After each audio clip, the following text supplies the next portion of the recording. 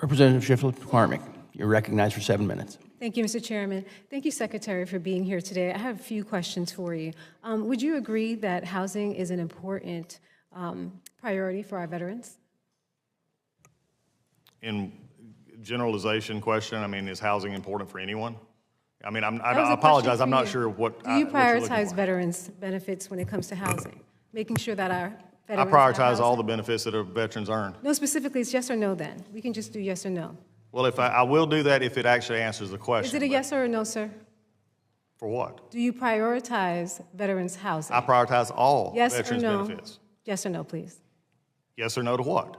I just. I mean, we can play this game back and forth. Secretary Collins, I'm not interested in that. I'm really getting. It seems you are. Secretary Collins, I am not interested in that. We have real concerns, especially in the state with our veterans. So could you please answer it yes or no? If you choose not to answer, just say you choose not to answer, and it's not important. Do we prioritize housing for veterans? Yes. We also prioritize Thank you. health care and Thank you. everything So else. do you prioritize and fully commit to housing veterans, especially when it comes to flexible assistance to homeless veterans?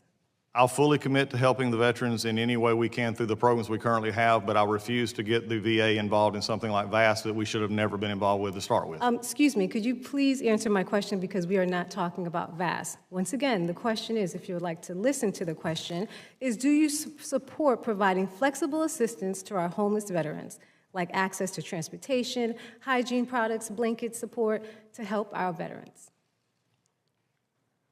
The answer is we Yes or support no, our sir? veterans. Yes or no? I mean, Thank you. yes. But the Thank question, you. I have a Do you question. believe- Where are we not? Do you believe that access to lands owned by VA should be in part used to address veterans' homelessness?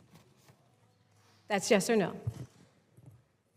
If the land is suitable, That's It a can- yes it or can no? be used. Yes or no? I can't give you an answer to a question that has a hypothetical that cannot be It's a answered. yes or no? No, it is not. It is, okay, so we're not Mr. Chairman, I mean, I cannot answer a It's my hypothetical. time, sir, it's my time. You don't need to look at the chairman, I'm right here and it's my time. I know exactly where you are, Okay, because I thank can't you. answer your So question. the respect that I'm giving you, I deserve it also. I'll get So it. please answer those questions as yes or no, because you're taking up my time with this.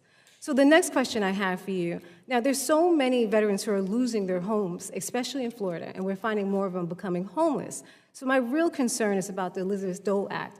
We have a clause in there that actually deals with that, and you have not been implementing it. So that's why I want to identify if this is actually important to you or if it's a priority, because my veterans do want to know if this is one of your priorities. Yes, it is a priority. Anything in the Dole Act we will implement. So why have you not taken it to implement it in these stances? Because the Dole Act was given at the end of last administration. It came in, and I've been in here over 4 months. There are 72 total provisions in the Dole Act. We've completed 9. We're working on track with 55. We got 2 that were still at risk, and we're still working. So we're doing everything we can. So if under the time housing was frame. in fact a priority for you, wouldn't you skim it to find out which priorities or how can you actually make housing accessible? Because my question is, we looked at and we saw that there was a significant gains were made towards homelessness from January of 2023 to 2024.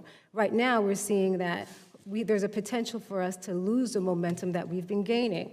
And in addition to that, when we talk about the service purchase program, which you said that you would like to terminate or you're terminating, we want to know what are the other instances, or what do you have in place for our homeless veterans to protect them? The issue in termination of ASP is that we are looking to do everything we possibly can that is already currently there for veterans in the VA for assistance, whether it be their mortgage or other things. We also can work with other agencies such as HUD and others to find ways to help them as we go forward. I'm willing to look and move forward anything we can without sacrificing also the bigger picture. I'm not, unfortunately, able to just simply pick the areas, especially in a Dole Act, where I want them to get all of it implemented for all of the caregivers as we go forward.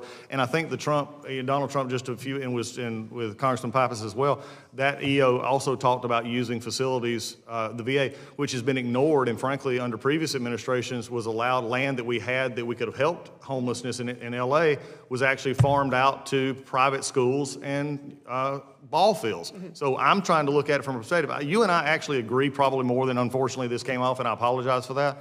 We agree on this issue that we need to look at what we can do within the confines of what we have.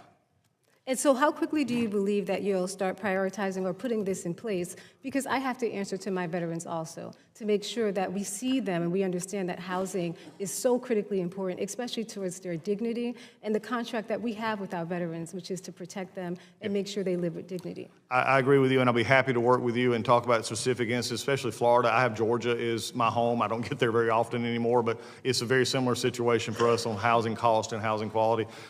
Any of those information within the Dole Act, we're going to continue to implement. And if there's ways that we can help expand something we currently already have, I'm willing to look at that as well. But I think this is just where we need to make sure that we're doing stuff that help and doesn't either have a negative impact some other place with other programs. And so my last question is going to be really quick, even though it's a huge issue. It's about the dismantling of the Office of Equity Assurance. We just had a roundtable where we had many of our minority veterans there who talked about the disparities and them actually drawing down their benefits, specifically when it comes to PTSD. How are you going to handle these situations, specifically when that office has been dismantled? That office, again, being dismantled has nothing to do with the fact of my commitment to make sure any veteran who's earned a benefit gets their benefit, no matter what their background, what their skin color, or anything else. Specifically the disparities I wanted to point to. How are you going to handle the disparities? Because we have years and years of documentation, especially when it came to housing, where we saw different generations that were disadvantaged. How are you going to do that specifically when this office has actually been dismantled? I think it's when you're actually supposed to be doing your job, it takes a secretary to lead and make sure that our organizations are not doing anything away from that. Will you be handling that? Because you said it takes a secretary. It takes a secretary to give leadership to the organizations that are supposed to be approving our benefits. Congressman, if you have somebody who's been discriminated against or not getting the benefits they've earned, then I'll be happy to work with you to make sure that's rectified. But that's something against the law that we're not going to break law. We're going to actually give the benefits that they've earned. Okay, so specifically, should they contact your office then? Because this office has been dismantled. Who should they reach out to? Well, the question is not the office that was not a part of the benefits that they weren't getting. Why are they not contacting the office of the benefits in which they were denied? Excuse me, sir. The question specifically is who should they contact? Which benefit are they looking for? If they should call VBA, which is the benefits, that would be the area to call. If it's so there's not going to be, the elimination now is going to be shifted to different offices. Thank you. I yield back.